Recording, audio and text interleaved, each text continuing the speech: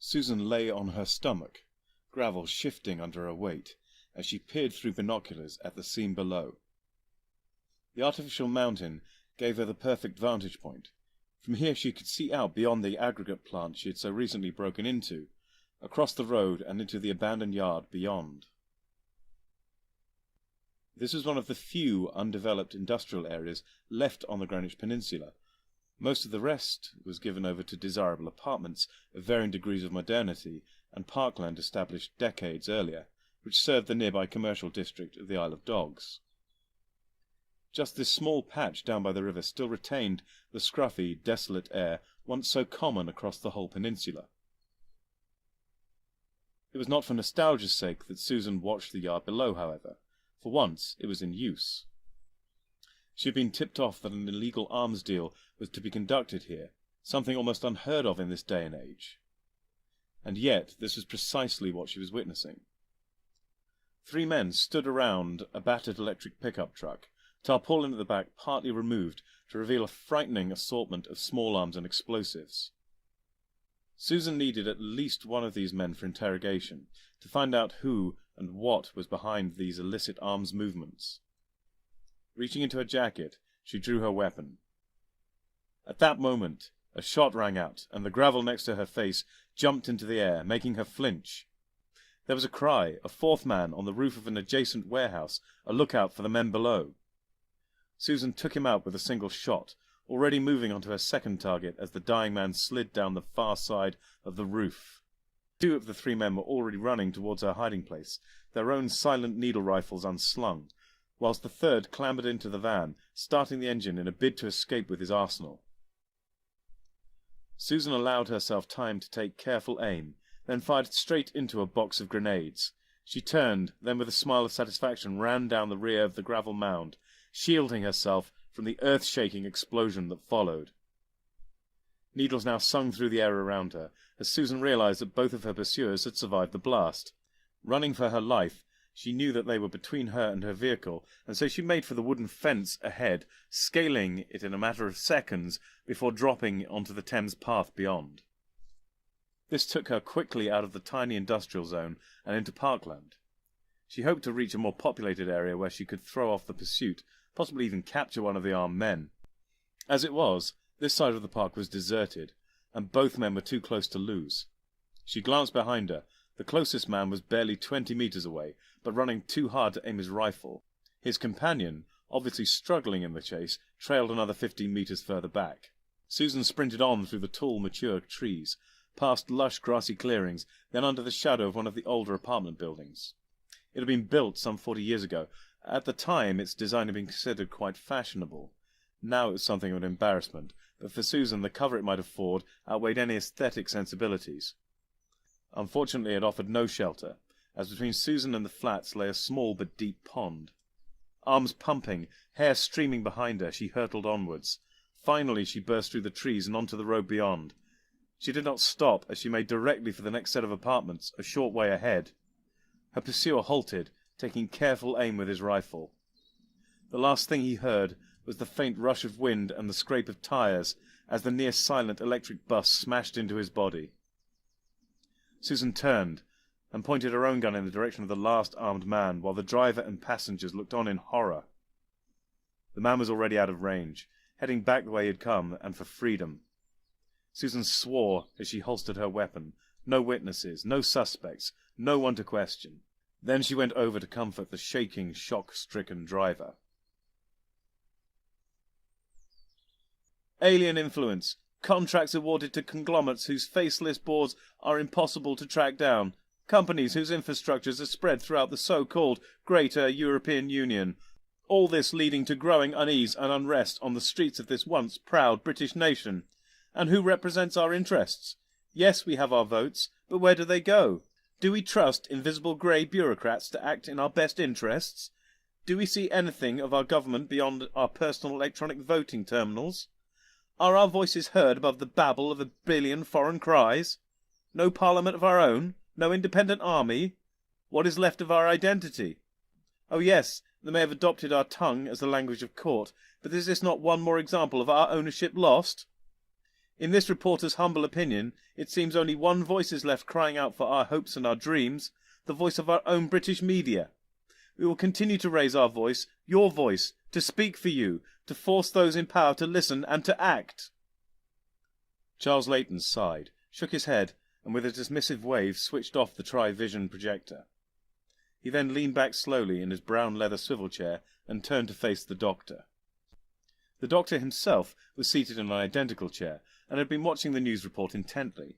His hat was clutched tightly in his right hand, but he was still dressed in his long brown coat and scarf. Charles had thought this a little odd given the warmth of his office and the fact that it was July, but the doctor seemed perfectly comfortable. Now he too settled back, crossing his legs whilst breaking into a broad grin. "Well, there's nothing like a good piece of balanced journalism," he said before pausing to waggle his hat. "And that was nothing like a good piece of balanced journalism." Charles smiled in spite of his mood. You might have thought that, as an invisible grey bureaucrat, I might be offended by this shameless piece of editorializing, but that is not the reason I called you here. As Director of Operations of the GEU Intelligence Ministry, Charles Layton could well be described as an integral organ of the bureaucratic beast, but it would have been grossly unfair to think him bereft of character or compassion. If his manner betrayed some weariness or despair, it was simply because he cared about the fate of his people, the human race, and not through some general ennui of the paper pusher. Have you seen the British tri-vision output recently? "Ah," the doctor sighed, plonking his hat upon his head. "Well, you see, I never really was into TV. I much prefer a live performance. The smells, the sights, the wind through your hair, the smells." Did I mention the smells? Charles was forced to smile again. "Yes, doctor, I believe you did." "Intoxicating," whispered the doctor behind a conspiratorial hand. "No doubt.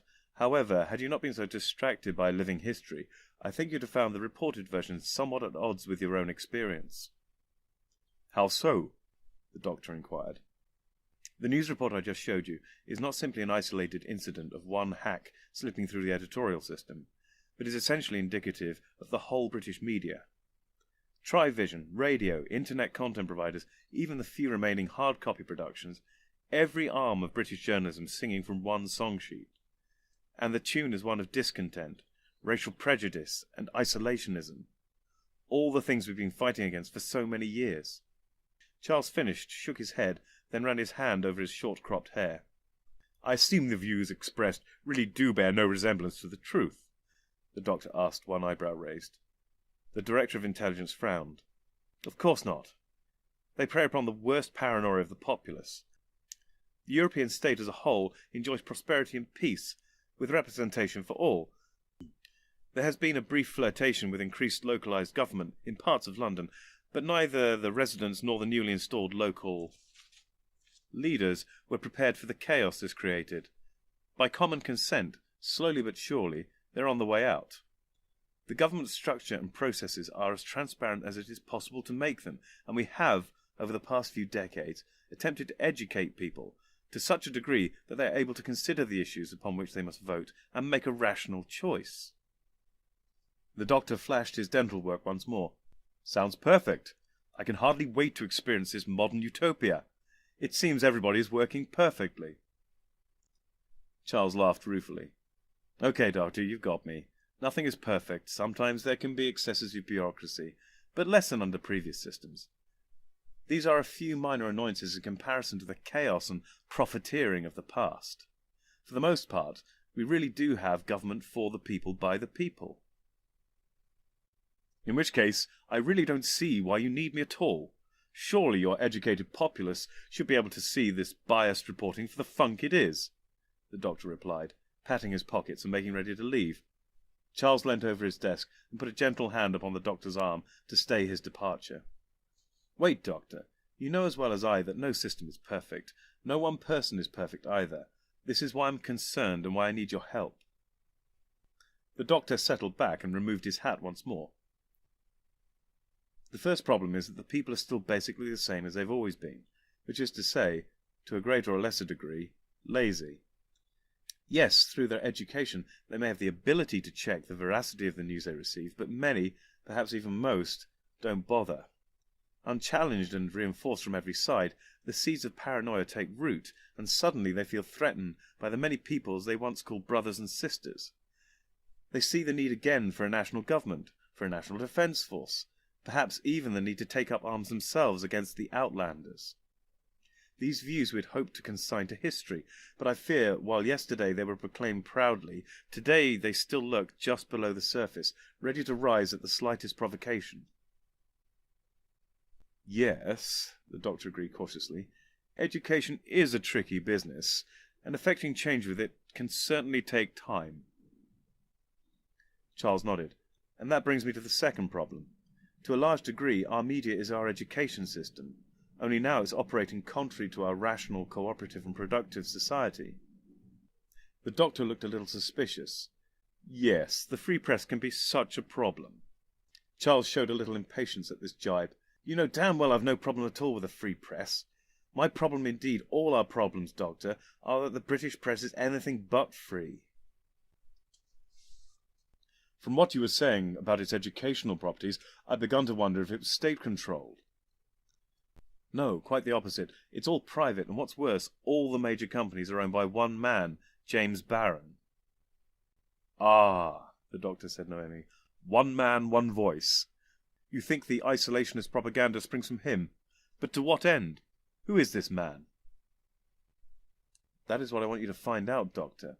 I'll tell you all I can about him, but... At this, Charles frowned and looked at his watch. He glanced towards the door and sighed impatiently. I really don't know what's keeping her. He muttered to himself. Her? The doctor asked, also frowning. If I might inquire, to whom are you referring? The director looked up, and for a second became the sheepish schoolboy caught whispering in class. Ah, my apologies, my friend. I hadn't realized I'd spoken aloud. She is Susan King, Dr. Susan King, and she's our foremost expert on the character and mind of James Barron. No one knows him better than her, and in addition, she is one of our best field agents. Fortunately for our purposes here today, her doctorate is in psychology. The doctor leaned forward, a look of awe upon his face. A psychologist?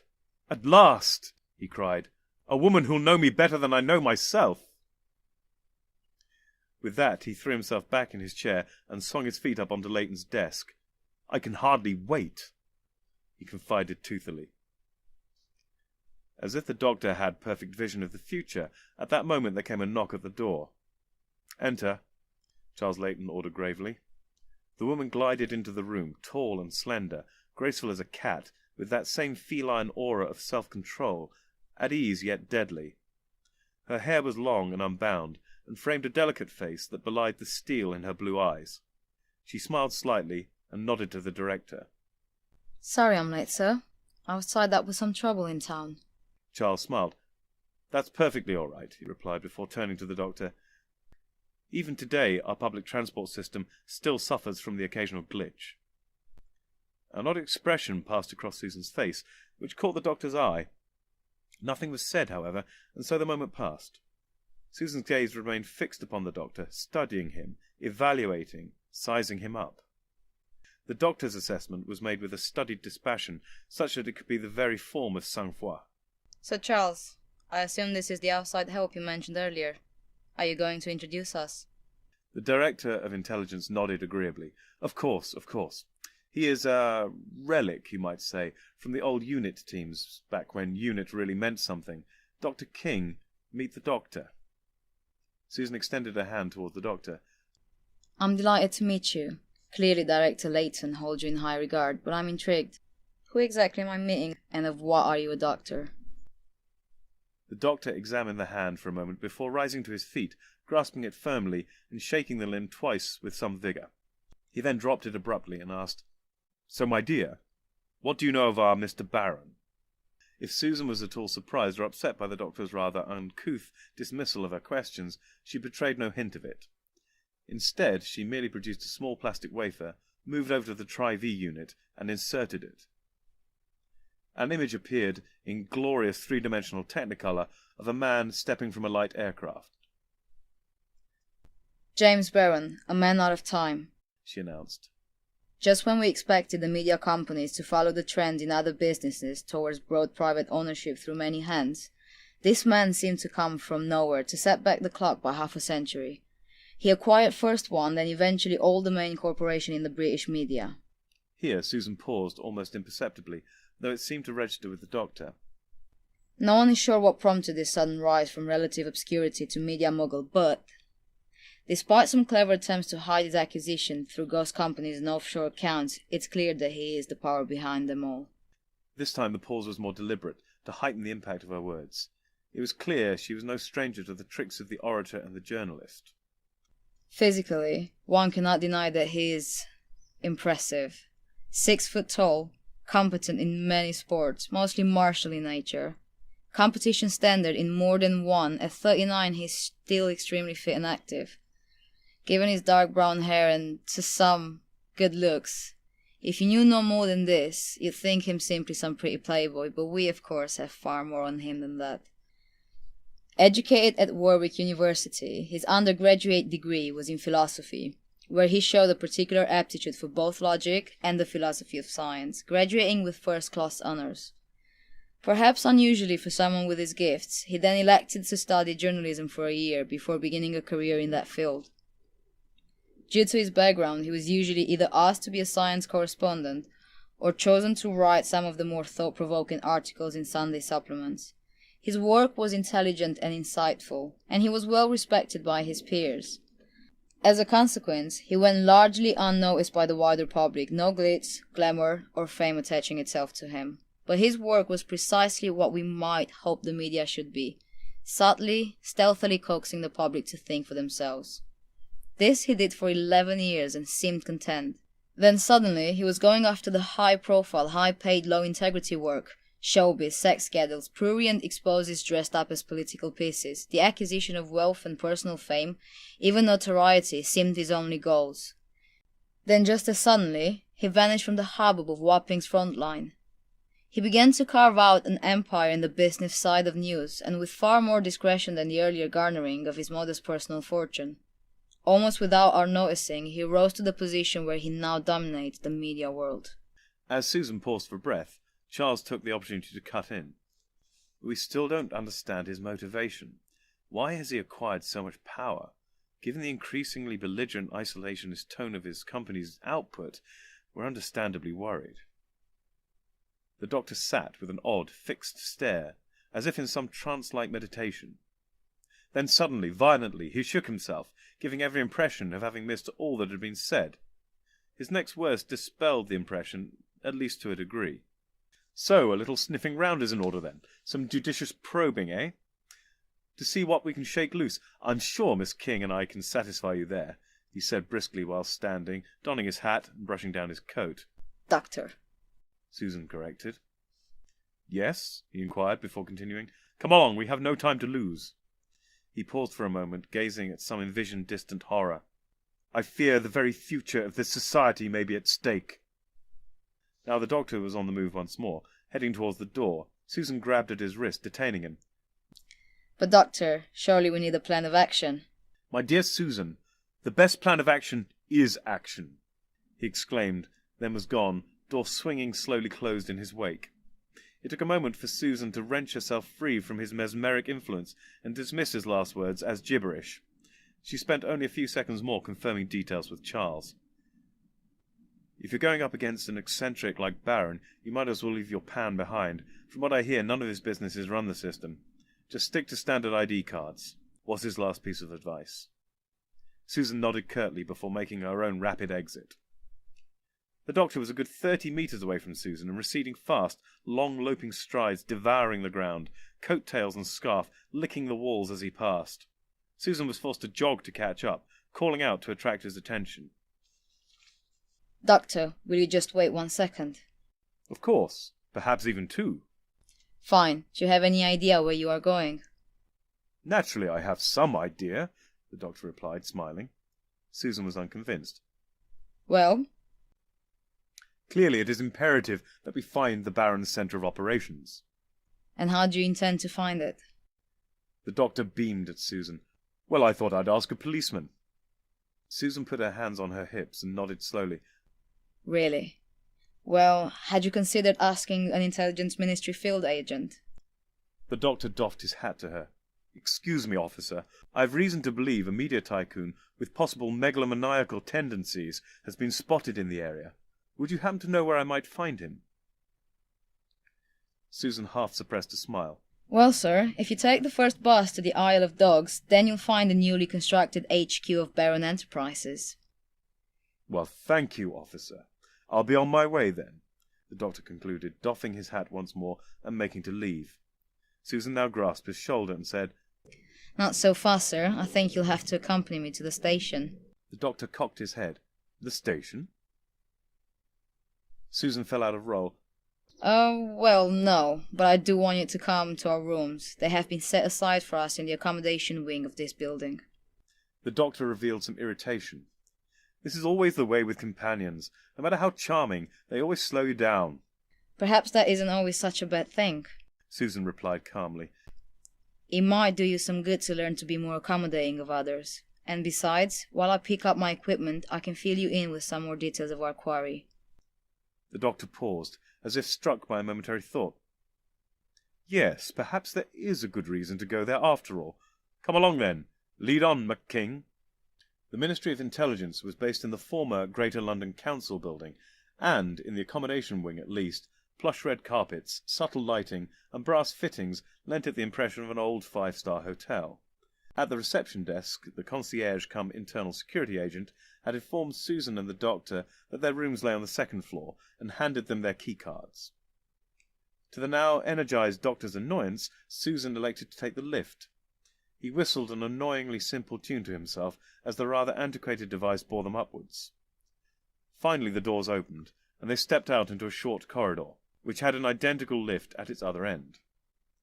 A second corridor led from the first midway along its length. As they reached this junction and made to turn into it, the doctor found his progress stayed by a hand against his chest. Susan was peering around the corner into the adjoining corridor. Seeing the doctor now safely arrested, she removed her hand and slipped it inside her suit. From within she drew a long-muzzled Walter P-38 that must have been at least 50 years old, holding it barrel upwards. The doctor frowned at it. "You may have heard of my penchant for antiquities, but couldn't you have shown this to me in the comfort of our rooms?" Susan pursed her lips at the doctor. I too have a soft spot for the classics, and I can assure you that this is quite a practical one. I certainly find it more reliable than this modern electrical or energy-based sidearms, and much less liable to external interference, she said in a low voice. Anticipating a response from the doctor, she held up a finger. And this is not show and tell. Something is wrong. Look, she said, nodding to the opening beside them. The doctor leaned slowly over to peer down the corridor beyond. It was totally empty, with doors on either side at regular intervals. Against the far end wall there was a single reproduction Chippendale chair. The doctor leaned slowly back again to face his companion. "Ah, yes, of course. Chairs can be terribly threatening." particularly when they are missing their assigned security personnel, she hissed angrily. After checking out the corridor again, she then began sidling down it, staying close to the left-hand wall. The doctor watched her for a moment, then shrugged, stuck his thumbs into his pockets, and ambled down the corridor after her. Finally, they reached the door marked 208, Susan's room. A little way beyond it lay door 209, the doctor's apartment. Susan now examined the edge of her door where it met the frame, crouching now to check the tiny gap between the door and the floor. "I've subdued it!" the doctor called out cheerfully. "Shh!" Susan hissed as she turned to see what he was talking about. The doctor was standing, exuding triumph, at the far end of the corridor, while next to him, on its side, and bound by his scarf, was the chair. Susan rolled her eyes, shook her head, and returned her attention to the door. There were no obvious signs of tampering on it or on the keycard slot adjacent to it. In spite of this, she spread herself flat against the wall, as far from the slot as she could reach, before taking the keycard from her pocket and inserting it gingerly with her fingertips.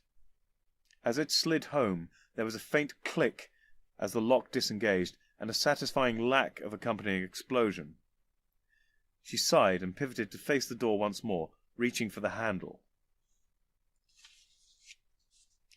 Susan found herself on her back, covered by a large mass in a brown coat, floppy hat, and recently recovered scarf. The mass raised its head and looked relieved. The doctor released the breath he'd been holding and mopped his forehead with his hat. He then replaced it and looked down at Susan, who returned his jovial expression with an icy stare. Doctor, do you have something to prove? The doctor looked thoughtful. "Why, yes, I believe I do," he said before rising to his feet, offering her his hand. Susan frowned at the proffered appendage before standing unaided. Just what do you think you're playing at? Susan demanded, distinctly unimpressed. "Look at the door handle." Susan did this. It's a breast door handle, she reported coolly. "Look at all the handles," the doctor suggested gravely. Susan looked up and down the corridor. On every door she could see an identical knob gleaming under the artificial lights. Then she returned her gaze to her own door handle, also identical to all the others. Then a niggle began to work at the back of her mind. It was not quite like the others. It did not gleam quite as brightly. There was an ever so slight cloudiness to the surface, as if it had been lightly breathed upon. A viscin membrane. She gasped as the recognition dawned. The doctor nodded. "No doubt attached to a sensor, which is in turn attached to—" A bomb. She finished for him. The membrane specifically detects the touch of human hand. She continued. Alien technology. Just let me get my gloves. "Allow me," the doctor offered, reaching his own bare hand towards the handle. Susan, caught halfway through retrieving her gloves, could do nothing to prevent him, and so threw herself flat on the ground. The doctor opened the door. "I'm sure you'll find a bed inside, you know," he told her. Susan watched with a mixture of annoyance and awe as he entered the room. She rose to her feet and followed. The doctor was standing behind the door, studying the device he'd just detached from it. Susan looked at him with some wariness. "You're—" "Not human?" the doctor asked, completing her sentence. "Yes, I think you could safely say that." I've never worked with an alien before. "Really? Are you sure?" The doctor concluded his question with a characteristic and unnervingly broad exposure of teeth. Susan regarded the doctor for a second longer, before shrugging and smiling herself. I guess not. She quickly rang down to security to report the breach, and the missing guard. "It's safe," the doctor said, as she put down the receiver. He threw the device to her with one hand, while pocketing an odd instrument of his own with the other. Susan examined the collection of technology and explosives closely. It's definitely a bomb, she said, smirking at the doctor. But I've only ever come across aliens using this type of device in the past. The general population aren't supposed to know this stuff exists. But why would any alien be interested in me? Then, as an afterthought, she added, Unless they were after you. "Well, I suppose there may be one or two aliens who would like to see me come to grief, but I doubt they'd know I'm here now. Are you sure no humans could have employed this technology?" Susan considered the possibility. I suppose, logically, there's no reason why human assassins couldn't have acquired the technology. But why go to all this trouble? The doctor paced across the room. "To throw you off the scent, or those sent to investigate our untimely demises?" Susan refused to meet his eye. I should have told you this before, but the reason I was delayed earlier was because I was on a surveillance job, which failed. I was watching some low-level employees of Baron Enterprises involved in arms smuggling. All perfectly deniable, working on their own time as it were, no way of linking their activities to James Baron or anyone else in his organization. They may well have been working to some private agenda. We could be totally wrong about James. He might simply be an opinionated but perfectly legitimate businessman. We might have known for certain if I'd been able to take those men alive. She looked up now, directly into the doctor's eyes. I think we may be involved in something very dangerous here, Doctor. "I wouldn't worry yourself, my dear. There's nothing like a spot of danger to remind you why you shouldn't have left home this morning." Susan laughed and was about to respond when the doctor suddenly asked, How well do you know James Barron? She froze, then turned away. Better than I'd like. She replied distantly, then shook herself out of her mood and told him, I have to get changed. Come with me to the bedroom and I'll bring you up to speed. The doctor cocked his head on one side. Are you entirely sure that's proper? At this, Susan giggled. Doctor, this is the 40s, not the noise. If you feel uncomfortable at any point, you can just avert your eyes, you know. The doctor followed Susan into the bedroom. Susan made him sit on the edge of the bed. She then moved to the wardrobe and looked inside. Oh, good, they delivered it. Susan reached in and recovered a black catsuit, short-cropped burgundy leather jacket, and a black string bag. Each of these she tossed in turn onto the bed beside the doctor. As she did this, he said, So, I get the impression that Mr. Barron is more to you than just another assignment. Was. Susan corrected, as she removed her jacket and began to disrobe. I met him after a lecture I gave on forensic psychology. He was covering it for the Times with a view to writing an in-depth piece on the subject.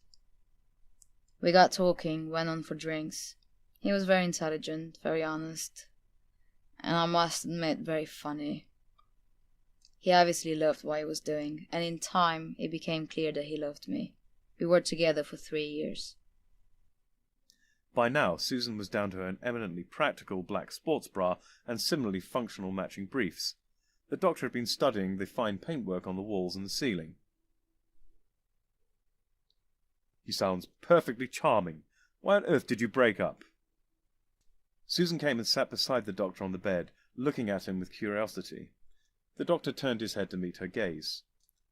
Doctor, haven't you ever met someone you admired a great deal, were attracted to on one level, but weren't in love with? The doctor smiled faintly. Almost certainly. Susan leaned towards the doctor, her eyes closing as her lips parted. Their progress was impeded by the finger gently placed against them. I'm sorry, my dear, the doctor said gently in a low voice. I'm sure you must be very attractive, but, well, things are complex with my race. Susan pulled away a tiny amount, but was smiling playfully. I have no problem with complexity. Variety is the spice of life. The doctor laughed. Absolutely, but I'm afraid this is an impossible variation that cannot be played. He cleared his throat. We should really be on our way. Susan looked slightly put out, then gave a now familiar shrug. As you say, Doctor, we've a job to do, and I guess there's no time for games. Susan said as she stood up and began to don the black catsuit. Oh, I can't agree with you there. There's always time for games. It's simply a question of which is afoot. By now, Susan was fully clothed and had just put her arms through the strings of her bag. Well, I personally hope to be afoot for as short a time as possible. It's quite a way to the Isle of Dogs, and I've had enough jogging for one day. Then we must away, the doctor cried dramatically before disappearing from the room. A moment later, his head reappeared round the door. Perhaps you had better lead the way, he said sheepishly.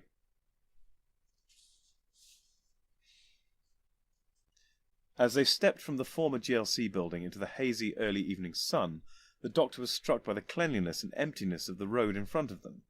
The spotless, seamless tarmac was bordered on both sides by pairs of pretty red bands, and it was with an eerie infrequency that the odd electric vehicle glided past the doctor and his companion.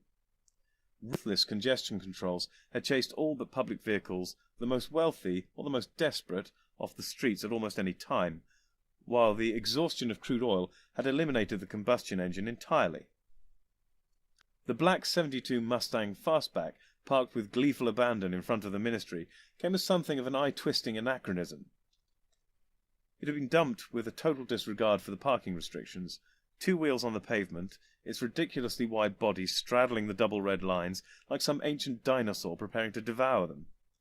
The doctor looked at Susan, who he realized had been watching his reaction. It's mine, she said simply. But what about the rules, Dr. King? After all, where would society be without them? The doctor asked with feigned shock.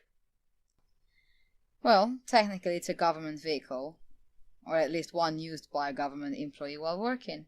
The doctor simply regarded her with one eyebrow lifted. Susan looked marginally uncomfortable. Look, Doctor, I realize that our society may seem overly ordered, and therein, of course, lies its strength. But we're still human. We're not all totally straight. So I use my position for this little perk, but weren't we just discussing the need for some spice? You've no need to convince me. My own vehicle has been referred to as obsolete by some insensitive souls. By the way, you've got something stuck to your wheel. Susan looked down. Jesus Christ, why do they never check the reg against records? She exclaimed as she regarded the clamp with disdain. She pulled her keys from her pocket and pressed a button set into the fob. With a clunk, the clamp released and she lifted it free from the wheel, dumping it unceremoniously on the pavement. "Litterbug," the doctor jibed. Another perk, Susan retorted with a tiny smirk. She reached for the driver's door handle, whilst the doctor walked to the passenger side.